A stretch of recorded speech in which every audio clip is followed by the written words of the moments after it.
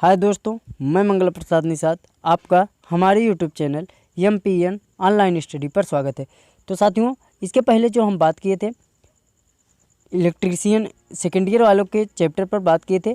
अब हम जो चैप्टर पर बात करेंगे सोल्डरिंग का चैप्टर है। इसमें हम सोल्डरिंग के महत्वपूर्ण क्वेश्चन के बारे में जानेंगे, जो कि यह सिलेबस जो है साथियों इलेक्ट्रीशियन फर्स्ट ईयर और fitter first year, electronic first year का चैप्टर है। तो चलिए वीडियो को हम शुरू करते हैं। वीडियो को शुरू करने से पहले अगर आप हमारे चैनल पर नए हैं तो प्लीज़ चैनल को सब्सक्राइब जरूर कर ले। तो सोल्डरिंग के मोस्ट इंपॉर्टेंट क्वेश्चन जो हर बार एग्जाम में पूछे जाते हैं, हम इसके बारे में बात करने चल रहे हैं।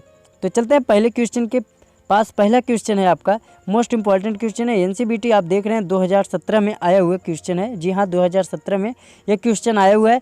पहला क्वेश्चन है आपका, विद्युत सोल्डर की संरचना होती है। जी हाँ, विद्युत सोल्डर की जो संरचना होती है कितने प्रतिशत की होती है। ऑप्शन ए है आपका सीसा 37%, और टिन 63%। ऑप्शन बी है आपका सीसा 50% और टिन 50%।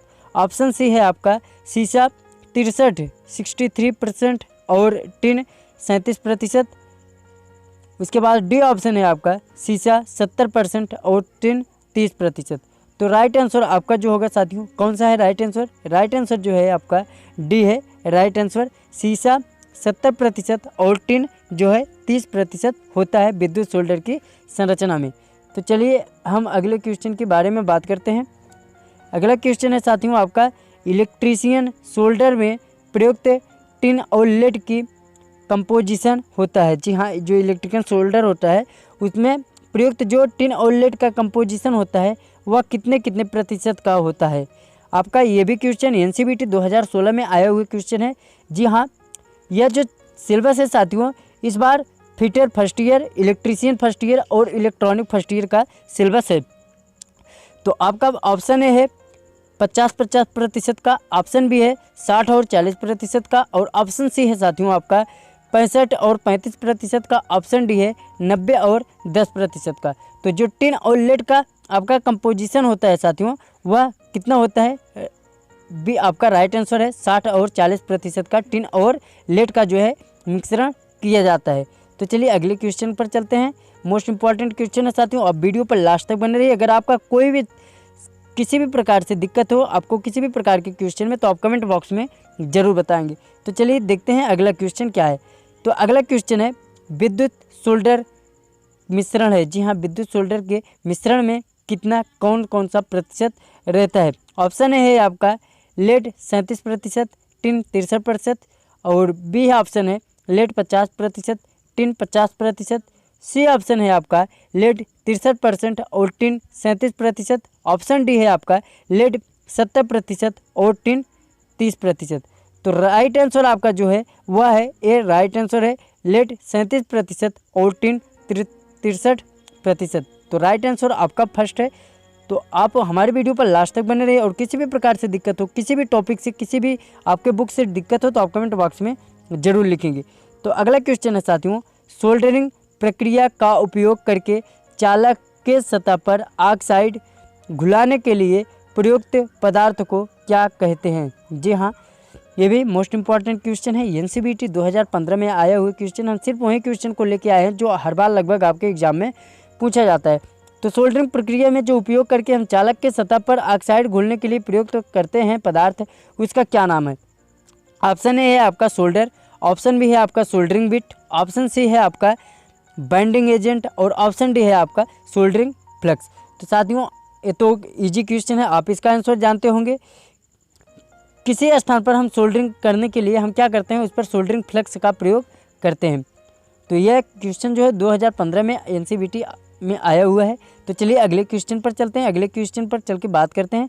अगला क्वेश्चन साथियों आपका जो कि NCBT 2015 में आया हुआ क्वेश्चन है, सोल्डर में सीसा और टिन के साथ 2% जिंक मिलाया जाता है, इसका प्रयोग निम्नलिखित में से किसके लिए किया जाता है। जी हाँ, जब हम सीसा और टिन के साथ यदि 2% जिंक मिलाते हैं तो इसका प्रयोग जो है हम किसके लिए करते हैं।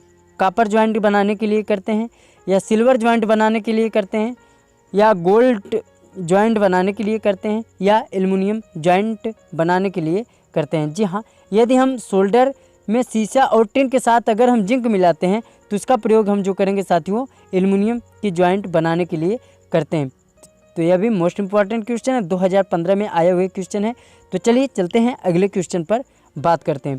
तो अगला क्वेश्चन है साथियों, इलेक्ट्रीशियन सोल्डर में किस अनुपात में टिन और सीसा का उपयोग होता है। जी हाँ, इसको हम इसके पहले भी बात कर चुके हैं। यह भी मोस्ट इंपॉर्टेंट क्वेश्चन है, एनसीईआरटी 2015 में आया हुआ क्वेश्चन है। टिन 60% और सीसा 40%, हम इसके पहले भी बात कर चुके हैं। तो राइट आंसर आपका ए हुआ। चलिए अगले क्वेश्चन पर चलते हैं और अगले क्वेश्चन पर बात करते हैं। अगला क्वेश्चन है साथियों आपका, तांबे के लिए उपयुक्त फ्लक्स है। जी हाँ, तांबे के लिए कौन सा फ्लक्स है जो कि उपयुक्त है। ऑप्शन है आपका जिंक क्लोराइड, ऑप्शन बी है आपका स्टेरिन क्लोराइड, ऑप्शन सी है आपका ए व बी दोनों, और ऑप्शन डी है आपका अमोनियम क्लोराइड। तो तांबे के लिए जो हम तांबे के लिए उपयुक्त फ्लक्स का प्रयोग करते हैं वह कौन सा है साथियों। राइट आंसर है आपका अमोनियम क्लोराइड, डी आपका राइट आंसर है अमोनियम क्लोराइड। तो चलिए अगले क्वेश्चन पर चलते हैं, अगले क्वेश्चन की तरफ चल के बात करते हैं। अगला क्वेश्चन है आपका, फ्लक्स का उपयोग किया जाता है। जी हाँ, फ्लक्स का उपयोग क्यों किया जाता है, आपका मोस्ट इंपॉर्टेंट क्वेश्चन है, लगभग हर बार एग्जाम में भी पूछा जाता है। तो ऑप्शन है आपका अवयव स्थिरता के लिए, ऑप्शन बी है गलनांक बिंदु को कम करने के लिए, ऑप्शन सी है शोल्डर को भंगुर बनाने के लिए, ऑप्शन डी है इनमें से कोई नहीं। तो राइट आंसर आपका ए है अवयव को स्थिर रखने के लिए। जी हाँ, आपका पहला जो है राइट आंसर है, फ्लक्स का हम प्रयोग करते हैं ताकि अवयव जो हो स्थिर रह सके।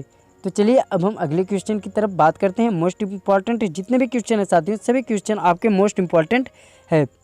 सोने के लिए उपयुक्त प्रयुक्त है। जी हाँ, जब हम सोने के लिए कोई फ्लक्स का प्रयोग करते हैं तो कौन सा फ्लक्स होता है। कहीं पर अगर हमें सोने की जगह पर अगर हमें सोल्डरिंग करनी हो, तो सोने के पदार्थ पर अगर हमें सोल्डरिंग करनी हो तो हम किस प्रकार के फ्लक्स का प्रयोग करेंगे। ऑप्शन है जिंक क्लोराइड, ऑप्शन बी है स्टीयरिन, ऑप्शन सी है अमोनियम क्लोराइड, और ऑप्शन डी है उपयुक्त में से कोई नहीं। तो आपका जो राइट आंसर है साथियों वह ए है, राइट आंसर जिंक क्लोराइड। जी हाँ, सोने के मटेरियल पर हम जब वेल्डिंग करते हैं तो वहाँ पर हम सोल्डरिंग करते हैं साथियों, तो वहाँ पर हम जिंक क्लोराइड का प्रयोग करते हैं फ्लक्स के रूप में। तो चलिए अगले क्वेश्चन पर बात करते हैं जो कि मोस्ट इंपॉर्टेंट क्वेश्चन है, क्षार की मात्रा युक्त फ्लक्स है। जी हाँ, क्षार की मात्रा युक्त फ्लक्स कौन सा है। ऑप्शन है आपका कोरोसिव फ्लक्स, ऑप्शन बी है non corrosive flux, option C है आपका तरल फ्लक्स, और ऑप्शन डी है उपयुक्त में से कोई नहीं। तो आपका जो राइट आंसर होगा वह ए है, राइट आंसर कोरोसिव फ्लक्स। तो चलिए अगले क्वेश्चन पर बात करते हैं। अगला क्वेश्चन मोस्ट इंपॉर्टेंट क्वेश्चन है, हर बार लगभग एग्जाम में पूछा जाता है ये क्वेश्चन। फ्लक्स का कार्य होता है। जी हाँ, बहुत ही इजी क्वेश्चन है और बहुत ही महत्वपूर्ण क्वेश्चन है। तो जो फ्लक्स का कार्य होता है वह किस लिए किया जाता है। ऑप्शन ए है सतह को ऑक्सीडेशन से बचाने के लिए, बी है शोल्डर को पिघलाने के लिए, ऑप्शन सी है जॉइंट को मजबूती देने के लिए, ऑप्शन डी है आपका ए व बी दोनों के लिए। तो राइट आंसर जो होगा साथियों वह होगा ए व बी दोनों के लिए। तो फ्लक्स का जो कार्य होता है सतह को ऑक्सीडेशन से बचाने के लिए भी होता है और शोल्डर को पिघलाने के लिए भी फ्लक्स का जो है कार्य होता है। तो चलिए अगले क्वेश्चन पर बात करते हैं। आखिरी क्वेश्चन है साथियों, तो आप कमेंट बॉक्स में बताएंगे आपको कितने क्वेश्चन के आंसर जो है पता थे। हार्ड शोल्डर के गलनांक बिंदु की परास होती है। जी हाँ, जो हार्ड शोल्डर होता है उसके गलनांक बिंदु की परास जो होती है कितनी होती है। ऑप्शन ए है 350 डिग्री सेंटीग्रेड से 500 डिग्री सेंटीग्रेड, ऑप्शन बी है 500 डिग्री सेंटीग्रेड से 800 डिग्री सेंटीग्रेड, ऑप्शन सी है 400 डिग्री सेंटीग्रेड से 450 डिग्री सेंटीग्रेड, और ऑप्शन डी है आपका 190 डिग्री सेंटीग्रेड से 220 डिग्री सेंटीग्रेड। तो राइट आंसर जो है आपका साथियों वह ए है, राइट आंसर 350 डिग्री सेंटीग्रेड से 500 डिग्री सेंटीग्रेड। तो कैसी लगी आपको हमारी वीडियो, आप कमेंट बॉक्स में बताएं। अगर किसी भी प्रकार से आपका क्वेश्चन हो तो आप कमेंट बॉक्स में जरूर छोड़ें। फिर मिलते हैं साथियों अगली वीडियो में, तब तक के लिए धन्यवाद।